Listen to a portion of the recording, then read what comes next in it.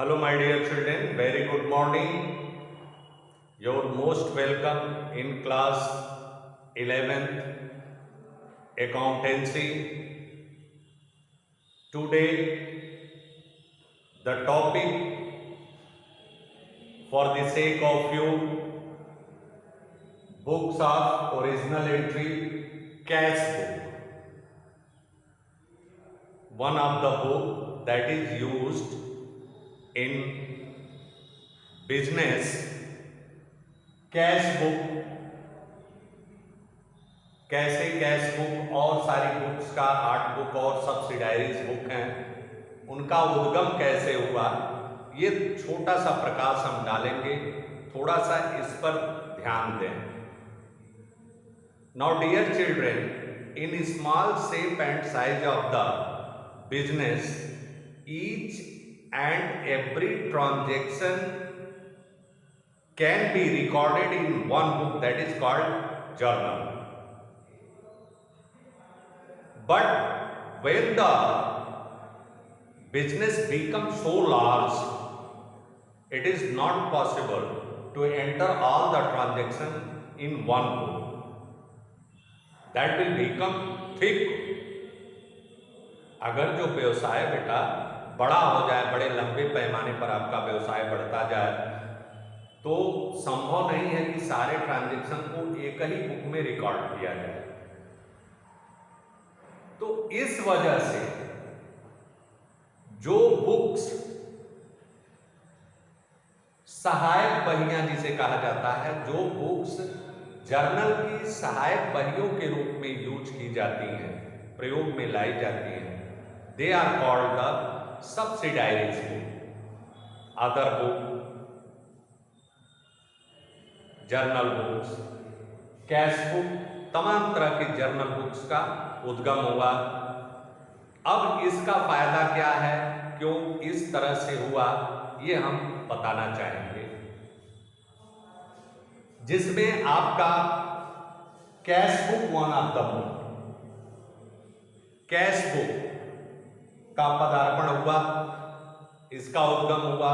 अब cash book क्या होता है? All the cash related transactions are recorded in cash book. जो कैश से संबंधित लेन देन, रिसिप्ट और पेमेंट है, उनको कैश बुक में हम रिकॉर्ड करते हैं. परचेज बुक, उसके बाद एक बनाया गया परचेज बुक. परचेज बुक में जो भी क्रेडिट परचेज होता है, जो उधार लेन देन, उधार खरीद हम करते हैं, उसे हम क्या करते हैं, माल का, उसे परचेज बुक में रिकॉर्ड करते हैं. सेल्स बुक, सेल्स बुक में जो क्रेडिट सेल होता है हमारा, उसे हम रिकॉर्ड करते हैं. कैश सेल और कैश परचेज तो कैश बुक में आ जाएगा. ये ध्यान रहे, क्योंकि अक्सर ओपनली जो है बच्चे थोड़ा सा इसको यहाँ पर मिसगाइड हो जाते हैं, थोड़ा मिसिंग करते हैं कि परचेज है, कैश परचेज है तो परचेज बुक में डाल देते हैं. नहीं, ये ध्यान देने योग्य बात है. उसी तरह से आपका सेल्स बुक है. सेल्स बुक में जो क्रेडिट सेल करते हैं हम, उसे सेल्स बुक में एंट्री करते हैं. एक और आता है purchase return book. Purchase return book में आप देखेंगे कि जो भी क्रेडिट परचेज है हमारा, यदि हम सामान, when the goods return to the supplier on some relevant reason, किन्हीं अपरिहार्य कारणों से हम सामान को वापस करते हैं, खरीदे हुए सामान को, तो उसे हम परचेज रिटर्न बुक में एंट्री करते हैं.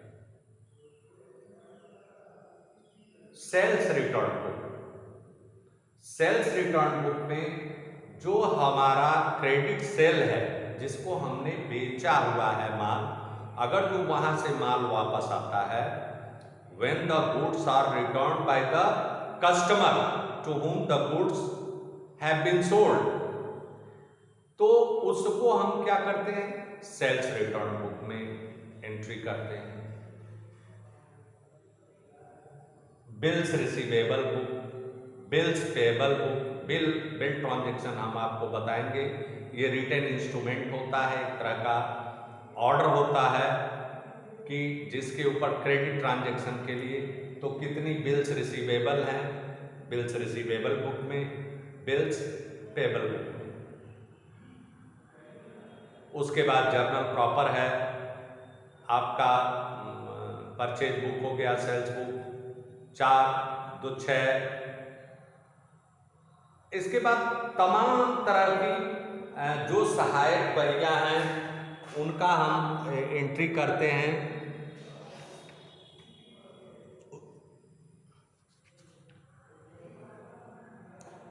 उसके बाद जर्नल प्रॉपर है। मान लीजिए जो माल हम खरीदते हैं जिसमें व्यवसाय करता है, इन बरियों में किया जाता है, लेकिन से किसी प्रकार का एसेट्स हमने खरीदा या कोई जिसमें हम व्यवसाय नहीं करते हैं, जिसका हम व्यवसाय नहीं करते हैं, अगर जो बिजनेस ऑर्गेनाइजेशन के लिए हमने कोई एसेट्स खरीदा है तो उस एसेट्स के लिए जर्नल प्रॉपर होता है। अब इसका लाभ क्या हुआ? यदि व्यवसाय हमारा, whether the business is big shape and size, each day transactions just the division of work, जो डिवीजन ऑफ वर्क है, at one place we can find cash transaction cash book में, परचेज बुक में, rest of the transaction in journal proper. तो work का division हो जाता है और हमारा वर्क जो है आसान हो जाता है। इस तरह से तमाम तरह का बेनिफिट है। Increase in efficiency of the business, business के में इंक्रीजमेंट होता है, एफिशिएंसी इंक्रीज होती है व्यवसाय की। और उसके बाद प्रोटेक्शन ऑफ फ्रॉड, आप फ्रॉड का protection, fixing the responsibility, flexible होता है ये। All the transactions at one place can be found, can be recorded, एक प्लेस पर एक तरह का ट्रांजेक्शन मिल जाता है। तो बहुत सारे एडवांटेज हैं। यदि आप प्रैक्टिकली इन्वॉल्व हों तो आपको लगेगा कि अरे भाई ये इस तरह का फायदा है जो सबसे बेहतर है।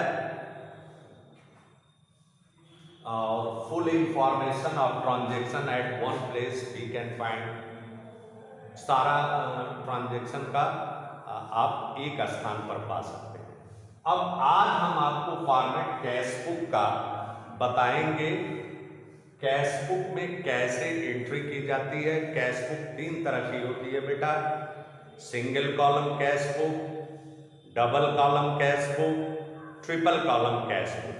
तो आज हम, और उसके बाद पेटी कैश बुक होता है। आज हम आपको सिंगल कॉलम कैश बुक बताने जा रहे हैं, उसका फॉर्मेट। अगर सिंगल कॉलम आपने सीख लिया कैसे रिकॉर्डिंग की जाती है इसमें ट्रांजैक्शन की, तो आप तुरंत बड़े आराम से डबल कॉलम, ट्रिपल कॉलम, ये सारा एंट्री कर सकते हैं। अब देखें कैश बुक का फॉर्मेट क्या होता है। ये देखिए 2 तरफ फॉर्मेट होता है इसका। ये आप मिडिल में अपने थिक लाइन, एक मोटी लाइन ऐसे कर देंगे। ये देखिए इस तरह से।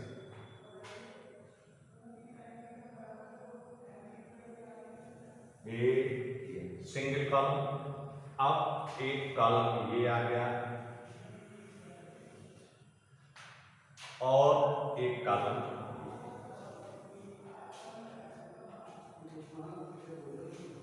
just we can see this way the lines of the cash book can be drawn.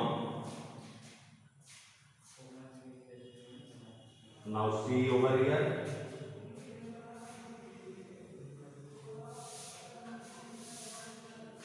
See how.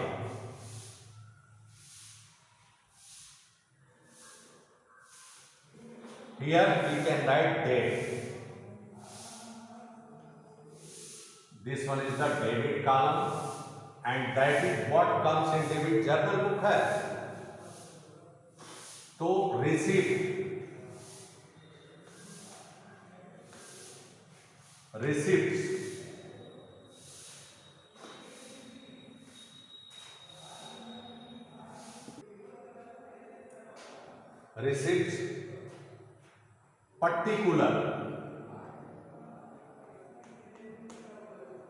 particulars, LF ledger folio number, one column more voucher number, just we can write V and voucher number, amount,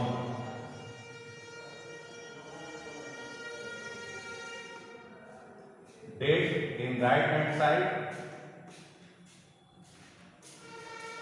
particulars, same things,